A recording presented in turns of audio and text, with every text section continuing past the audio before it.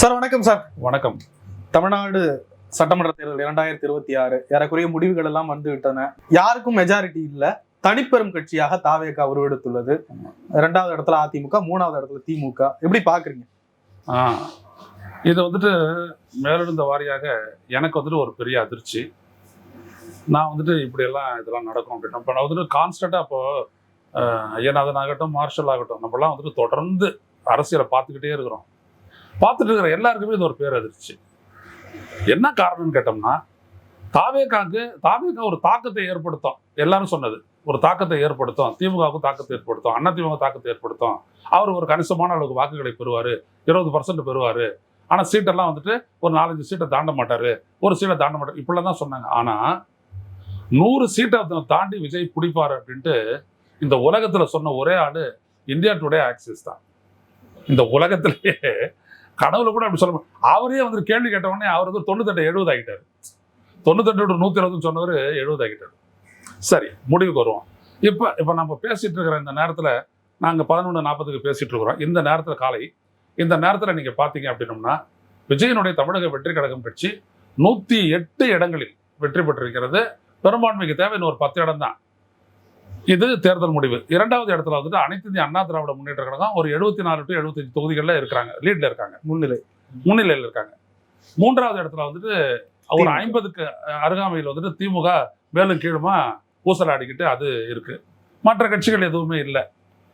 இதுல குறிப்பா நீங்க பாத்தீங்க அப்படின்னோம்னா, பல அமைச்சர்கள் 31 அமைச்சர்கள்னு சொல்றாங்க. இப்போ அது குறைஞ்சு போச்சு. ஏன்னா ஒரு துறைமுகத்துல போட்டியிட்ட சேகர் பாபுவும் இங்கே திருவள்ளிக்கேணி சேப்பாக்கத்தில் போட்டியிட்ட உதயநிதி ஸ்டாலினும் வந்துட்டு மேலே வந்துருக்கிறாங்க. ஆனால் ஸ்டாலின் இன்னும் மேலே வரல. குளத்தூர் பகுதியில் அவரும் பின்னடைவு சந்திக்கிறாரு. ஸோ இப்படியாப்பட்ட ஒரு நிலை தான் இது. தேர்தல் முடிவு இது அப்படியே நம்ம ஏற்றுக்க போகிறோம். இதில் எந்த விதமான இதுவும் இல்லை. ரைட். இப்போ வந்துட்டு விஜய் தான் ஆட்சி அமைக்க போகிறாரு. அவர் தான் முதலமைச்சராக வர்றாரு. தனிப்பெரும் கட்சியாக இருந்தாலே அவர் வந்துட்டு ஆளுநர் கூப்பிடுவார். எல்லாம் முடிச்சு போச்சு. இதில் என்ன அப்படின்னோம்னா, நாங்கள் தமிழ்நாட்டை சேர்ந்த பத்திரிகையாளர்கள் நாங்கள் எல்லாருமே வந்துட்டு நீங்கள்லாம் பார்த்துட்டு இருக்கிறீங்களெல்லாம் தொடர்ந்து நாங்கள் எல்லாருமே சொல்லும் போது பல பாசிபிலிட்டிஸ் எல்லாத்தையுமே வந்துட்டு கிரவுண்ட்ல தான் நாங்கள் எடுத்தோம். அதில் ஒன்று வந்துட்டு விஜய் வந்துட்டு பெறக்கூடிய வாக்குகள் யாரை பாதிக்கும் அப்படின்னு சொல்லிட்டு ஒரு கேள்வி. அதுதான் நிறைய விவாதிக்கப்பட்ட தொலைக்காட்சியில். திமுகவும் பாதிக்கும், எல்லா கட்சியுமே பாதிக்கும். ஆனால் பெருசாக அதிமுக தான் பாதிக்கும். ஏன்னா விஜய் வந்துட்டு திமுகவுக்கு தாவேகாவுக்கு தான் போட்டி, மற்றதெல்லாம் மற்றும் பலர் அப்படின்லாம் சொல்லி அவர் பண்ணாரு. அப்படிலாம் வந்துட்டு சொல்லி திமுக ஒரு பக்கம் ஸ்ட்ராங்காக இருந்துச்சு. ஆனால் கூட்டணியும் ஸ்ட்ராங்கு, சாதனைகளும் இருந்துச்சு, ஸ்டாலினுக்கு எல்லாமே இருந்துச்சு. அதே நேரத்தில் நீங்க பாத்தீங்க அப்படின்னா எந்த கூட்டணி இல்லை. தாவேகா கூட்டணியை ஓரளவுக்கு நல்லா பண்ணி சரியான பிரச்சாரம் பண்ணது எடப்பாடி பழனிசாமியும் அவர் நல்லா பண்ணார், எதிர்கட்சி தலைவர். ஆனா இந்த தேர்தலில் நீங்க இப்ப இது வரைக்கும் வந்திருக்க முடிவை நீங்க பாத்தீங்க அப்படின்னா, அதிமுக வாக்கு வங்கியில எந்த சேதாரமும் இல்லை. திமுகவுடைய வாக்கு வங்கி சற்றொப்ப 15 விழுக்காடு அடிபட்டிருக்கிறது. இந்தியா டுடே ஆக்சிஸ் போல் என்ன சொன்னா, 37% தாவேகா, 35% டிஎம்கேன்னு சொன்னா, 24% டிஎம்கே, 39% தாவேகா. இவ்வளவு பெரிய வித்தியாசத்தை, இவ்வளவு பெரிய வாக்கை அள்ளக்கூடிய அளவுக்கு தாவேகா பலம் வாய்ந்த சக்தியாக இந்த தேர்தல் களத்தில் இல்லை. மக்கள் போட்டிருக்காங்களே. இல்ல, அதான் சொல்றாரு. மக்கள் போட்டிருக்கிறாங்க அப்படின்னோம்னா, இதை நீங்க வெளிப்படையா பார்க்கக்கூடிய விஷயம் மக்கள் போட்டிருக்கிறாங்கன்றது. இப்ப ஸ்டாலின் வந்துட்டு 1,30,00,000 பேருக்கு வந்துட்டு நான் கொடுத்துருக்கிறேன் இந்த 1000 ரூபாய். அது இல்லாத இலவச பயணம் எல்லா பெண்களுக்கும், பேருந்து பயணம். அப்புறம் பார்த்தீங்க அப்படின்னோம்னா வந்துட்டு படிக்க போகிற பிள்ளைக்கு வந்துட்டு 1000 ரூபாய், படிக்க போகிற பையனுக்கு 1000 ரூபாய். அப்புறம் மகளை தேடி மருத்துவம், நிறைய விஷயங்கள் நீங்கள் பார்த்தீங்கன்னா ஏழை எளிய மக்கள்லேருந்து நடுத்தர வர்க்கம் வரைக்கும் நிறைய செஞ்சிருக்குது. ஆனால் அது இந்த தேர்தல் முடிவில் பிரதிபலிக்கவே இல்லை. ஆனால் வெறும் வாக்குறுதியை மட்டுமே தந்த விஜய், அதிலையும் வந்துட்டு தெளிவற்ற ஒரு விஜய், பெரிதாக தேர்தல் பரப்புரை செய்யாத விஜய் மிகப்பெரிய அளவிற்கு வெற்றி பெற்றிருக்கிறார். இதுதான் பல விடயங்களை யோசிக்குது. என்ன காரணம்? நான் தொடர்ந்து நீங்க பார்த்துட்டு இருப்பீங்க. இதுக்காக என்ன சிலர் திட்டுறாங்க, பலர் பாராட்டுறாங்க. இவிஎம் தான். இந்த இவிஎம் வச்சுக்கிட்டு எதையும் பண்ணலாம். இப்ப நீங்க பாருங்க, இது அப்படியே கீழே வாங்க. அதிமுக வந்துட்டு நிறைய இடங்களில் ஜெயிக்குது, பல இடங்களில் தோக்குது. பாஜக பலரும் தோக்குறாங்க. இவிஎம் தான் வச்சாங்க, இவிஎம் வச்சுதான் வந்துட்டு விஜய்க்கு வந்து வெற்றியை தேடி தந்தது பாஜக அப்படின்னு சொல்றதுக்கு எதிராக பேசக்கூடியவங்க அப்படி பார்த்தா வானதி தோத்துருக்க கூடாது.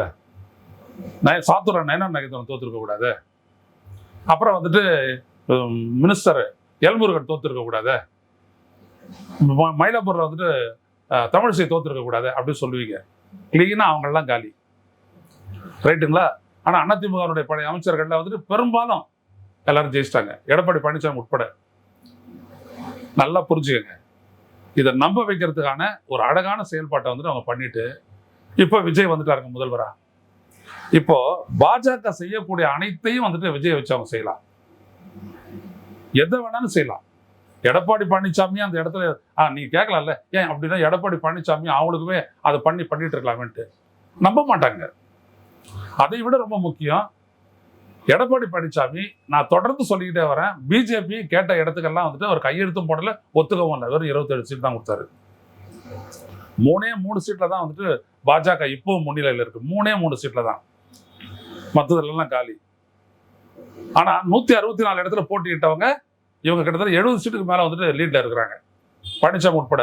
சில அமைச்சர்கள் வந்துட்டு பாத்தீங்க அப்படின்னா 25,000 ஓட்ல தான் லீட்ல இருக்கிறாங்க, அதிமுக அமைச்சர்களா இருந்தவங்க, ரைட்டுங்களா? இப்ப எடப்பாடியே இந்த இடத்துல இருந்தாருன்னு வச்சுக்கோங்க முதலமைச்சரா, அவரை வச்சு கூட தமிழ்நாட்டை செய்யறதை விட அவர் எதிர்ப்பார் பல இடங்கள். ஏன்னா அவர் ஒரு தனி கட்சி, அதிமுக வாக்கு சக்தி, தொண்டர் சக்தி, கட்சி சக்தி 3 இருக்கிறது. ஆனா இங்க பாருங்க, ஒன்லி விஜய். யார் ஜெயிச்சாங்கன்னு கூட தெரியாது. சைதாப்பேட்டையில மா சுப்பிரமணியம், நான் உட்காந்து பேசுற சைதாப்பேட்டையில மா சுப்பிரமணியம் தோக்குறாரு, 3வது இடத்துக்கு தள்ளப்பட்டு இருக்கிறாரு. யாரு?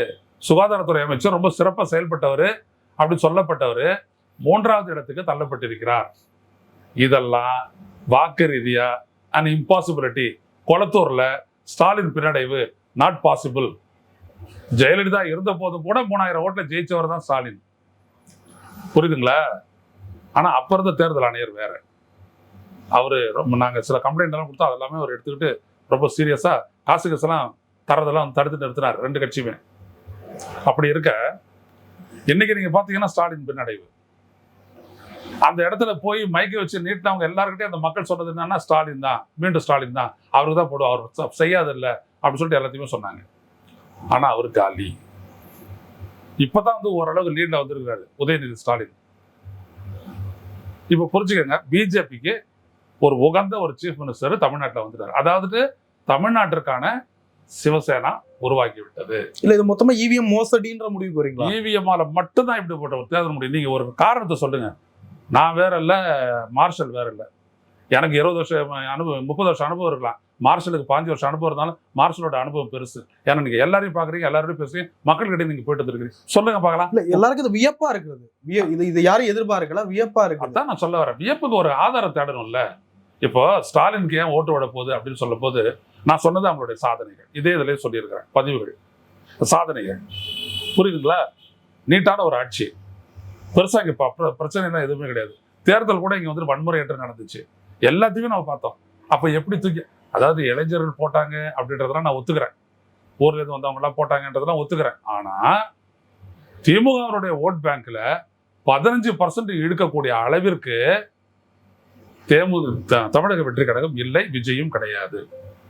இப்ப விஜய்க்கு போட்டதெல்லாம் யாரு? எந்த விதமான நம்பிக்கையும் இல்லை, வெறும் அட்ராக்ஷன் தானே, ஈர்ப்பு தானே. ஈர்ப்புக்கு தமிழ்நாட்டில் 39%. எம்ஜிஆர் வாங்காத ஓட்டுங்க அது. எம்ஜிஆர் 77 வாங்கினது 29.8% ஓட்டு. கவனிங்க நீங்க கதைய. ஒரு இடத்துல நீங்க உண்மை மறைச்சீங்கன்னா இன்னொரு இடத்துல உண்மை வெளில வரும். எம்ஜிஆர் 77 129 இடங்களை கைப்பற்றி ஆட்சி பிடித்த போது அவர் வாங்கின பர்சன்டேஜ் 29.8% ஒன்லி, 30%. இப்போ விஜய் வாங்கிட்டு இருக்கிற ஓட்டு 37% மேல போகுது, 39% போகுது. புரியுதுங்களா? இப்போ இது எவ்வளவு ஒரு கன்வீனியன்டான ஒரு ஆட்சிங்க வருது பாருங்க. திமுகவை ஒழிக்கணும், பிஜேபியோட அஜெண்டா வருதா? அதைத்தான் இவரு சொன்னார், திமுகவை ஒழிக்கணும். ஒழிச்சாச்சே, காலி. திமுக உள்ளபடி எவ்வளவு இடங்கள் தெரியுங்களா எடுத்துட்டு? மொத்தமே 34 இடங்களே திமுக லீடு, மொத்தம் கூட்டணி கட்சிகள் தான். காங்கிரஸ் 28 தொகுதியில் வாங்கி போட்டு, சாரி சிரிக்கிறதுக்காக மன்னிக்கணும், திமுக கூட்டணியில எனக்கு சிரிப்பான ஒரு அங்கமா காங்கிரஸ் தான் நான் பார்த்தேன். 3 இடத்துல தான் அவங்க லீடு, மற்ற இடத்துல எல்லாம் பின்னடைவு. கத்துன்னு கத்துற சீமான் எங்கேயும் லீட்ல இல்ல. புரியுதுங்களா?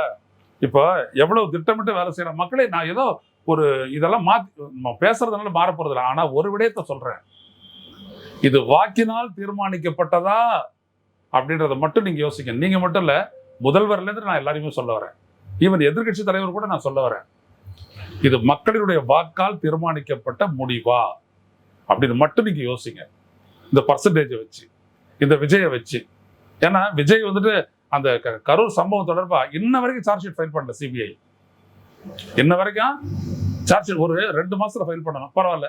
ஒரு 3 மாசத்துல ஃபைல் பண்ணலாம், இல்ல. ஜனவரியில ஃபைல் பண்ணிடலாம், இல்ல. விசாரணை எல்லாம் ஜனவரியிலே முடிஞ்சு போச்சு. இன்ன வரைக்கும் சார்ஜ் ஷீட்டை ஃபைல் பண்ணல. கடைசியா போயிட்டு வரும்போது விஜய் அப்படி ஜாலியாக டாட்டா கட்டு வந்தாரு தெரியுங்களா, அதுல இருந்து எடுத்துங்க. ரெண்டாவது, இந்த எப்படி இவங்க அமைச்சரவை லிஸ்ட்டை போட்டு வெளில விட்டாங்க அப்படின்றத நீங்க பாருங்க. சும்மா இதெல்லாம் பிளைண்டா செஞ்சாங்கன்னு நம்ம நினைச்சிட்டு இருக்கிறோம். பிளைண்டாலாம் செய்யல, எல்லாம் ஏற்பாடு. மோடி செஞ்சதெல்லாம் செய்யறாரு. கோயிலுக்கு போனது மோடி அந்த மாதிரி தான், குகைக்கு போவாரு. போன தேர்தலுக்கு முன்னாடி அவர் வந்து விவேகானந்தர் பாறைக்கு வந்தாரு, 2-3 நாள் அங்க இருந்தாரு. நீங்க எல்லாம் பாத்தீங்கன்னா அதே தான் இவரும் ரிப்பீட் பண்ணுவாரு. நல்லா கவனிங்க, தமிழ்நாடு வளைக்கப்பட்டிருக்கிறது. இது இப்போ விஜய் வந்துட்டாரு, செஞ்சுருவாரு, அவரால் முடியுமா? ஒண்ணு. இப்ப விஜய் வந்துட்டு எல்லா இடத்துலையும் வளைக்கலாம். என்ன தடவை சொல்றாரு விஜய், நாங்கள் வந்துட்டு ஒன்றிய அரசோடு ஒரு மோதல் போக்கை கையாள மாட்டோம், தமிழ்நாட்டின் நலன் முக்கியம். முடிஞ்சு போச்சா கதை? நாளைக்கு தமிழ்நாடு 3 கூட போலக்கலாம், எது வேணாலும் நிகழலாம். நல்லா கவனிங்க. சட்டப்பேரவை அப்படியே இருக்கும், காஷ்மீர் மாதிரி. ரொம்ப பயங்கரமான ஒரு ஆபத்துல நம்ம சிக்கியிருக்கிறோம். இந்த தேர்தல் முடிவு அதெல்லாம் வெளிப்படுத்தும். நான் இதை வந்துட்டு உங்களுக்காக மட்டும் சொல்ல, முதல்வர் ஸ்டாலினுக்காகவும் சேர்த்து சொல்றேன். நான் இதை இதுவரைக்கும் தொலைக்காட்சியில தான் பேசிட்டு வந்தேன், அங்கெல்லாம் நான் ஏன் சொல்லலை அப்படின்னோம்னா, எனக்கு வந்துட்டு இந்த ஊடக நண்பர்கள் தான் வந்துட்டு பல விடயங்களை எடுத்துட்டு போயிட்டு பேசுறவங்க. அதுல முதன்மையானவன் இதோ என் முன்னாடி உட்காந்துட்டு இருக்கிற மார்ஷல். ஸோ அதனால இவர்களுடைய சொல்லியிருக்கேன், சிந்தியுங்கள். நான் அப்படின்னா என்னடா அவரு வாக்கேந்திர சூழ்ச்சின்ற ஒரு புத்தகத்தை எழுதிட்டாரு, அதனால இவர் அதுல எடுத்துட்டு போயிட்டு கட்டுறாரு. அதாவது ஒரு பையன் 10வது வகுப்பு படிக்கிற பையன், அவன் என்ன பண்ணிட்டான், தென்னை மரத்தை பத்தி படிச்சுட்டு போயிட்டான். 20 லைன்ல அவர் எஸ்ஏ பண்ணணும் அப்படின்றாரு. அங்க போனா பசுமாட்டை பத்தி கேட்டான். பசுமாட்டை பத்தி அவன் வந்துட்டு எதுவும் படலை, தென்னை மரத்தை பத்தி அவன் நிறைய படிச்சுட்டு போயிருக்கிறான். ஸோ அவன் என்ன சொல்றான், இப்படியாப்பட்ட எவ்வளோ நன்மைகள்லாம் செய்யக்கூடிய அந்த பசுமாடை தென்னை மரத்துல தான் வந்து கட்டி போடுறாங்க அப்படின்னா, தென்னை மரத்தினுடைய பலனை சொல்லி தெரிய வேண்டும் அப்படின்வாங்கல்ல. அந்த மாதிரி ஏதோ இவர் எழுதிட்டாரு, அதுக்காக எடுத்தாந்து எல்லாத்தையும் இப்படி சேர்க்கிறாரு. கிடையவே கிடையாது மக்களே. நமது தேர்தல் ஜனநாயக உரிமை இவிஎம்மின் மூலம் பறிக்கப்படுகிறது என்பதனை தொடர்ந்து சொல்லிக் கொண்டு வருகின்ற பத்திரிகையாளர் நானும் விஜய் ஆதரிச்சவன் தானே வந்த உடனே. ஆனா விஜய் என்னைக்கு 2 பாஜகக்காரனை சேர்த்தானோ அன்னைக்கே நான் அவரை விட்டுட்டேன். ஒருத்தர் சிடிஆர் நிர்மல், அவர் லீட்ல இருக்கிறாரு திருப்பரங்குன்றத்துல. இன்னொருத்தர் ஆதவ் அர்ஜுனா, அவர் வெள்ளிவாக்கத்துல லீட்ல இருக்கிறாரு. முடிஞ்சு போச்சு. ஸோ நான் ஒன்றும் ஆரம்பத்திலிருந்து விஜய் அப்படி பார்த்தோம்னா கிடையாது. அதனால நான் சொல்ல வரேன், எனவே மக்களே இதை ஆழ்ந்து பாருங்கள். மேலே வேணும்னா அந்த புத்தகத்தை படிங்க, உயர்மை பதிப்பை வெளியீடு. நாம நம்மளுடைய உரிமையை தெரிஞ்சுக்கணும். ஏன்னா எல்லாரும் என்ன பண்ணுவாங்க, யூத்தை திட்டுறாங்க, இந்த மாதிரி போட்டாங்களே ஓட்டு, இளைஞர்கள் ஓட்டு போட்டாங்களே, இந்த வீட்டில் இருந்த பெரியவங்களாம் குழந்தைங்க சொல்றது கேட்டு ஓட்டு போட்டாங்களே. இது அவ்வளவு ஒரு ஜோடனை. நான் சொல்றேன், இது அவ்வளவு ஒரு ஜோடனை. இல்ல நீங்க சொன்னீங்கல்ல, இப்போ எப்படி இந்த அளவுக்கு வியப்புக்கு என்ன ஆதாரம், இப்படி ஓட்டு மக்கள் ஆதரவு அளிச்சிருப்பாங்கன்னு. மக்கள் கூட்டம் கூடுச்சே, கூட்டத்தை கண்ணார பார்த்தோமே, நம்ம கண்ணால பார்த்தோமே. மக்கள் கூட்டத்தை கூண்டது கண்ணால பார்த்தோம். மக்கள் கிட்ட பேசி இப்போ இதையா இன்னும் பலரும், அப்புறம் ஃபாதர் ஜெகத் கஸ்பர், இந்த மாதிரி 10க்கும் மேற்பட்ட பெரிய பத்திரிகையாளர்கள் நிறைய செலவு பண்ணி அவங்களும் மக்கள்கிட்ட தானே போய் பேசுறாங்க. மக்கள்கிட்ட பேசிதான் இன்ஃபர்மேஷன். சிலர்கிட்ட பேசியிருப்பாங்க சார், பலர் லட்சக்கணக்கில். ஆமா, அதே மாதிரி இவங்க எவ்வளவு பேர்கிட்ட பேசியிருப்பாங்க. இந்த கருத்து கணிப்பு வெளியிட்டவங்க, கருத்து எக்ஸிட் போல் வெளியிட்டவங்க, அவங்க எவ்வளவு லட்சம் பேர்கிட்ட பேசியிருப்பாங்க. அவங்க எல்லாம் என்ன சொன்னாங்க, இந்த மாதிரி வியப்புகள் காலங்காலமா நடந்திருக்கல. எக்ஸிட் போல், ஒப்பீனியன் போல்லாம் மாறுறது சரி, அதுக்கான அடிப்படை தேவை இல்லை. நான் எப்பொழுதுமே எந்த இடத்துல தான் அண்ணா, இப்ப ஒரு கட்சி ஜெயிக்குது அப்படின்னா அதற்கான அடிப்படை ஆதாரம் வேணும். இல்லை வெறும் விஜய் வெறும் விஜய் விஜய் விஜய் அப்படின்னு போறதுக்கு அது என்னது, அது ஃப்ரண்ட் சைடு மூடா? அப்படி ஒரு விஜய் அப்படி அவர் நம்பிக்கையை பதிக்கிறதுக்கு ஏதாவது காரணம் இருக்கா?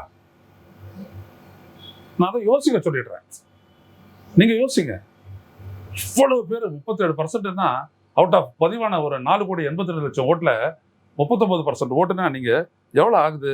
1,90,00,000 ஓட்டு வாங்கிருக்காரு.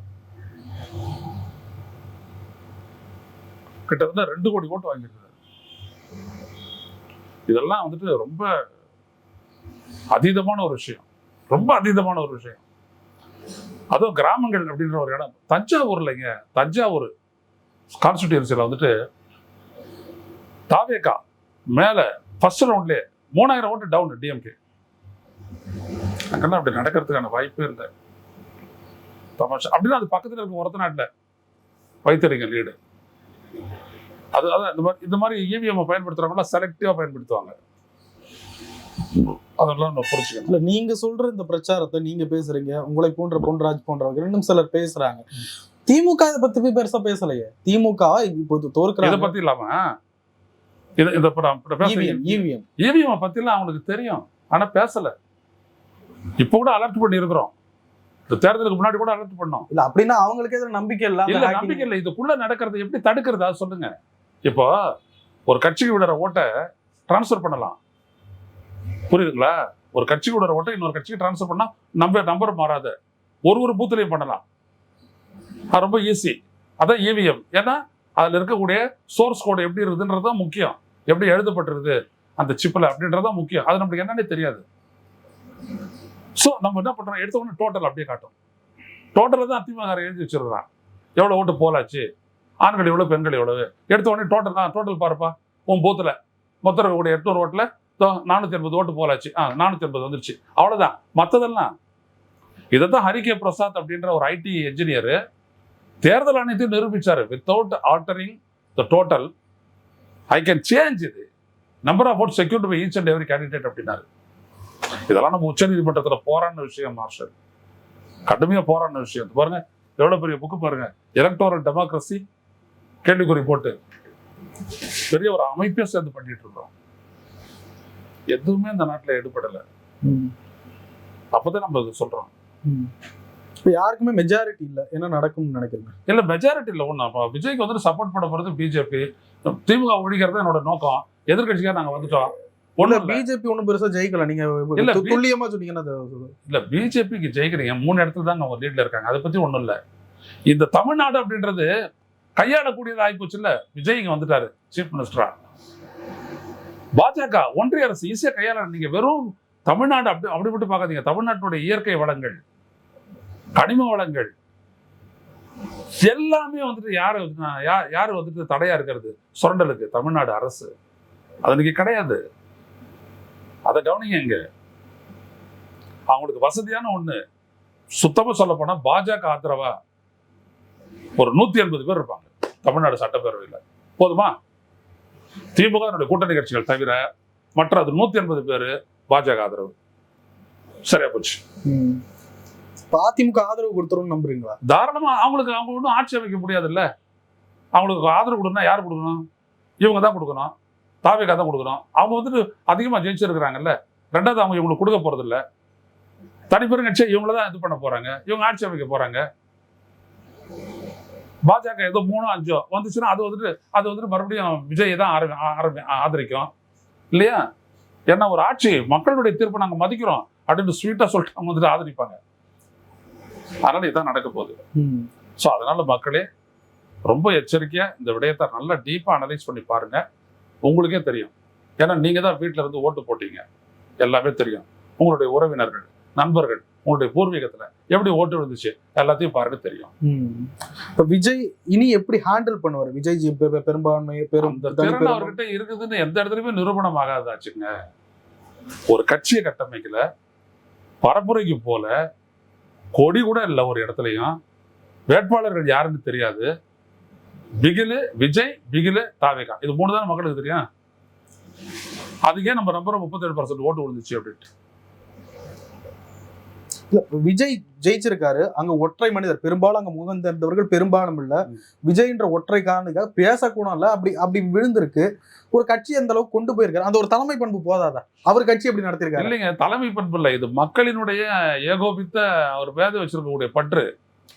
அது எத்தனை பர்சன்டேஜ் அப்படின்னு இருக்கட்டும், அவர் மேல வச்ச பற்று, ஒரு இமேஜுக்கு ஒரு உருவகத்துக்கு கிடைச்ச வெற்றி இது, அவ்வளவுதான். இல்ல எப்படி பார்த்தாலும் விஜய் கடைசி வரைக்கும் பிஜேபிக்கு நான் எதிர்க்கிறேன்னு சொல்லிட்டு இருந்தாரு. துளியும் சப்போர்ட் பண்ணல. நான் எதிர்க்கிற எடப்பாடி பழனிசாமி கடைசி மீட்டிங்ல எதிர்த்தாரு, பிஜேபி விமர்சிச்சாரு. ஒரு இடத்துல கூட எவ்வளவு கூட்டணிக்கு ஃபோர்ஸ் பண்ணி போல அவரு போல. டீல் என்னது கடைசியா? நான் தான் சொல்றேன், ஏன் சார்ஜ் ஷீட்டை ஃபைல் பண்ணல?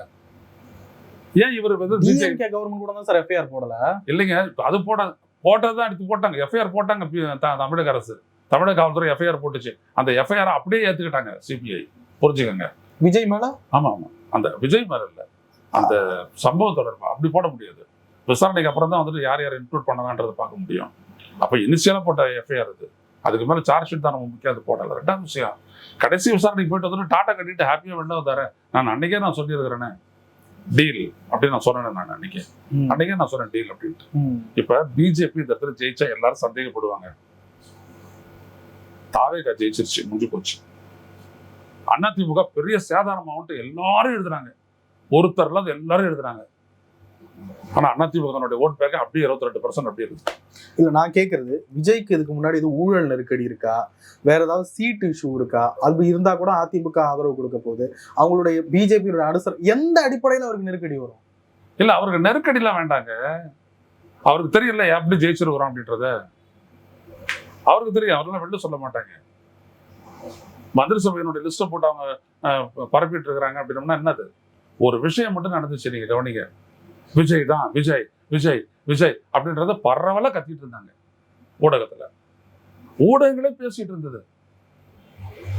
அந்த ஊடகங்கள்லாம் சர்ப்ரைஸா ஆகல, அவங்களாம் ஆச்சரியத்துக்கு ஆளாகல. ரொம்ப கான்ஃபிடன்டா சொல்றோம். எப்ப பார்த்தாலும் விஜய் பேசுறீங்க, எப்ப பார்த்தாலும் விஜய் பேசுறீங்கன்னு நம்ம பேசிக்கிட்டே இருந்தோம். ஏன் பேசுறாங்க விஜய் விஜய்ன்ட்டு? ஸோ அன்னைக்கு நாங்க பேசுறதுக்கான காரணம் இன்னைக்கு பாத்தீங்கன்னா அவர் ஜெயிச்சாரு அப்படின்னு சொல்றது. இப்போ இந்தியா டுடே ஆக்சிஸ் போல வந்துட்டு இப்போ நம்ம மதிச்சு தானே ஆகணும். கரெக்டா தானே சொல்லிட்டான். 98 to 120 என்ன சொல்றீங்க இதுக்கு? அதனால இது எப்படி நடந்துச்சு, என்ன எப்படி இதுக்கு பின்னாடி பிஜேபி இருக்கிறாங்க, எல்லாமே இதுக்கு அப்புறம் நடக்கக்கூடிய நடப்புகள் தான் நிரூபிக்கும். அவங்ககிட்ட தமிழ்நாட்டுக்கு நல்லது இல்லை அந்த ஒரு முடிவு. ஆமா ஆமா. சிவ நிறைய விஷயங்களை பயன்படுத்தி நன்றி சார்.